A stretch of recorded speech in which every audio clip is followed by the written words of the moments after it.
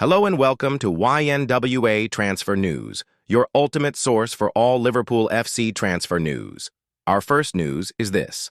Trent Alexander-Arnold learns his Liverpool versus Real Madrid fate after battling injury. Trent Alexander-Arnold is reportedly set to return from injury in time to face Liverpool in November.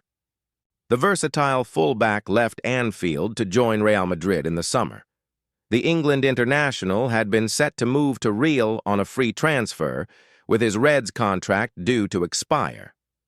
However, the La Liga giants ultimately paid $10 million for Liverpool to release Alexander-Arnold from the final month of his contract so he could represent the club in the FIFA Club World Cup.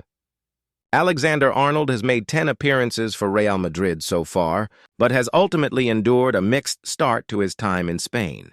The 27-year-old suffered a hamstring injury in the opening moments of his new side's 2-1 victory over Marseille in the Champions League in mid-September. PSG kickstart. 4 contract renewals as Liverpool suffer 100 millers.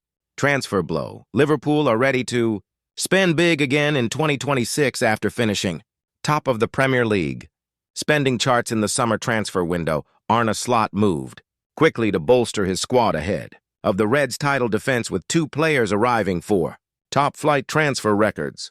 Florian Wirtz and Alexander Isak both broke the Premier League record, and Slot's final net spend tally landed at 218 millers, as Trent Alexander-Arnold, Darwin Núñez, and Luis Diaz also moved on. However, the former Feyenoord boss is also planning for the long term and life after Mohamed Salah and Virgil van Dijk from 2027 onwards.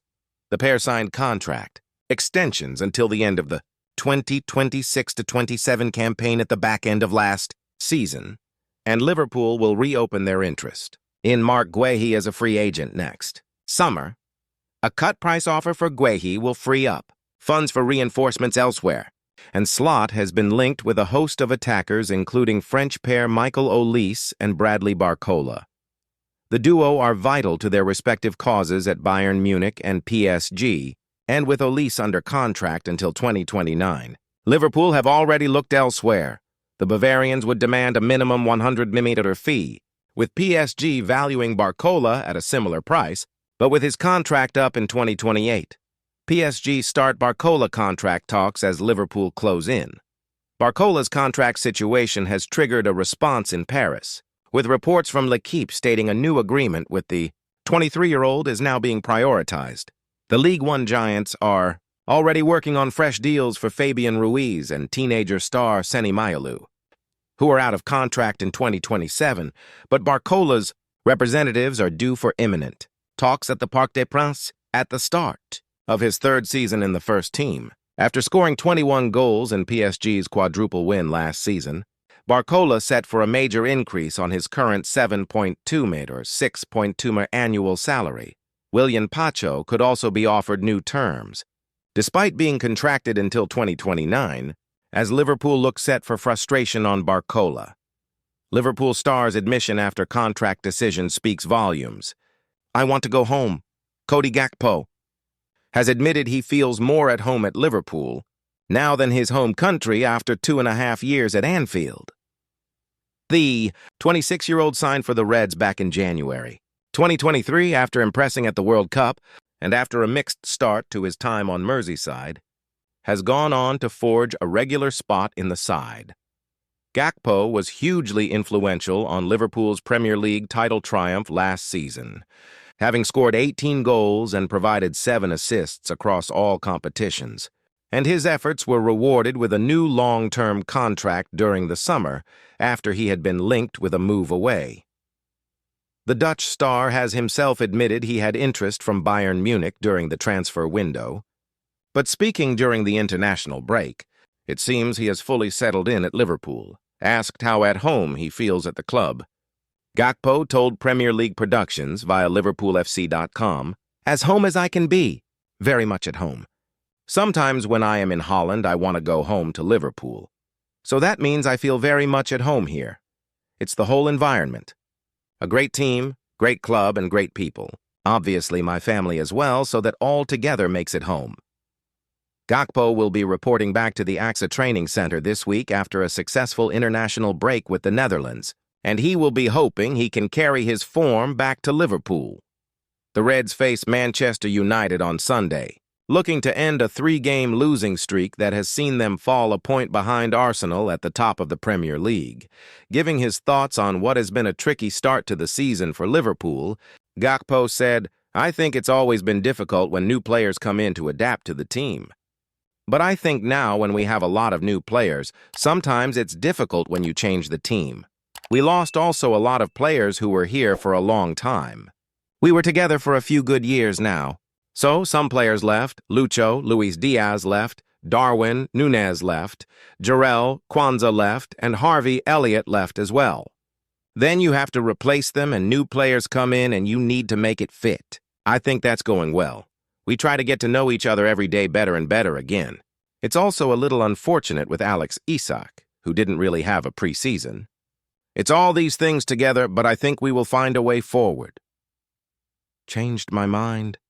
Gary Neville explains how Liverpool made him reassess Man UTD's problems. Manchester United legend Gary Neville has made it clear he's changed his mind about the problems at his former club after seeing how well Liverpool recovered after Jurgen Klopp left.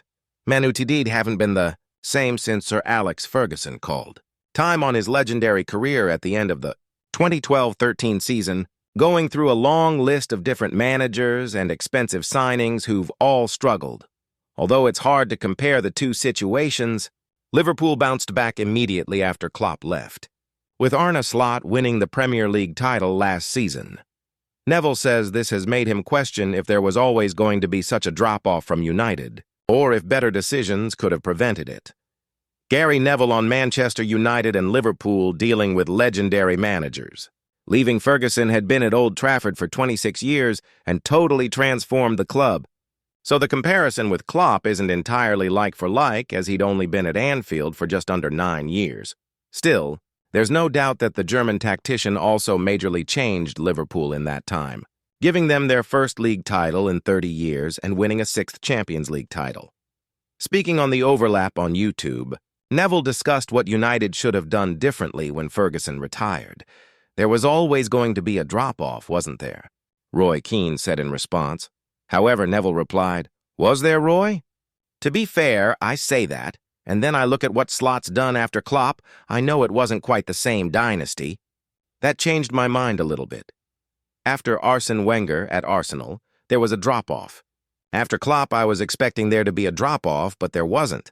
So what could have been done there in terms of this massive problem that's been created for the club? What went wrong at Manchester United? Fans will no doubt point to a number of different factors, and it's bound to be a combination of things that made it difficult for the Red Devils to bounce back like Liverpool did.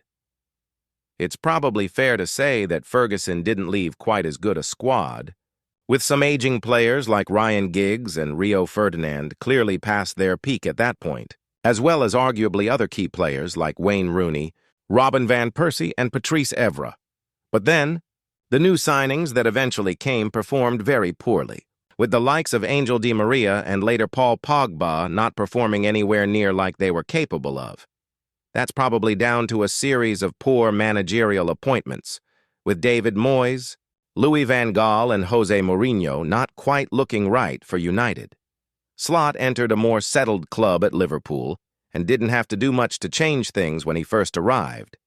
Such was the quality he was inheriting from Klopp. Liverpool. FC Tickets survey launched for 500,000 supporters as new Anfield. Strategy planned. Liverpool have launched a survey that will be sent to 500,000 supporters in an attempt to reshape the ticketing policy at Anfield. The club say the consultation aims to ensure that fans are at the center of future decisions. Liverpool have been in regular dialogue with the club's supporters, bored over a number of issues that have been raised, and those discussions have highlighted what have been described as complexities and inconsistencies within the existing policies, which are now under review. It's stressed that no decisions have yet been made on changes to the policy, but supporters will now get a chance to express their feelings on the current way of working, with a number of areas already being explored. Liverpool say they are committed to involving supporters throughout the process, reflecting the club's ongoing commitment to transparent, inclusive, and data-driven policymaking.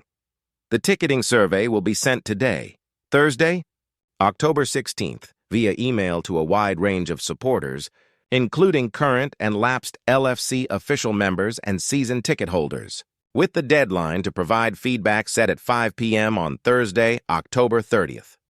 Liverpool insist any changes made following the results of the feedback will be phased in gradually over a number of seasons to minimize disruption and help create a smooth transition for a new way of working for supporters. Phil Dutton, Vice President of Ticketing and Hospitality at Liverpool FC, said, "The views and experiences of our fans will directly influence our ticketing policy for years to come. We understand that ticketing is an emotive subject, but by working closely with the supporters, board, and hearing from our fan base, we can ensure any changes we make are considered and focused on the needs of our supporters. We would like to thank the fans for their ongoing passion and support, and we look forward to receiving their valuable feedback through this survey as we continue to shape the future of ticketing together." FSG issue fresh. Statement on Liverpool ownership. We could never have imagined. Fenway Sports Group say they are privileged and proud to have played a part in Liverpool's return to the pinnacle of English football, and owners John W. Henry, Mike Gordon, and Tom Werner say the memories made when the Reds lifted the Premier League title at Anfield in May will stay with them for life, in a statement to mark their 15-year anniversary as owners. FSG officially ended the reign of Tom Hicks and George Gillett on October 15, 2010, after a high court ruling allowed the organization, then known as New England Sports Ventures, to purchase the club for a knockdown price of $300 million due to Liverpool being driven to financial ruin by the previous owners. In the decade and a half since their stewardship began, the Reds have won 3 League Cups, the 2022 FA Cup, and a first-ever Club World Cup, which was lifted in Qatar in December 2019. It is the 2 Premier League titles of 2020 and 2025 which stand alongside the 2019 Champions League triumph as the biggest on-field markers of their successful ownership. However, while the club have also been able to expand Anfield past a capacity of 60,000 alongside a 50-meter facility known as the AXA Training Center in Kirkby, which opened 5 years ago next month. And in a lengthy address published on Wednesday morning, FSG have revealed what it has meant to them to be custodians at Anfield these past 15 years. A statement on behalf of Henry, Werner, and Gordon read, "When we first became involved with Liverpool, we knew we were joining something extraordinary, and we hoped we could restore such an incredibly storied institution to standards it had previously set. But we could never have imagined exactly how the next 15 years would unfold. From the outset, our primary aims were simple: to bring success back to Anfield and to ensure the long-term health and stability of this great club. We understood the responsibility that came with being its custodians, and we've tried to honor that every single day. We also understood the scale of the challenge, but recognized the potential that could be realized if everyone pulled in the same direction. Looking back now, it's not only been quite a journey, it's also been an incredible adventure that we, as owners, have been privileged to be a part of. The 2 Premier League titles, one under Jurgen and one under Arne, and the Champions League win are the obvious milestones. We will never forget being inside Anfield earlier this year on the day we were finally able to lift that league trophy in front of our fans. It is a memory that will stay with us for life.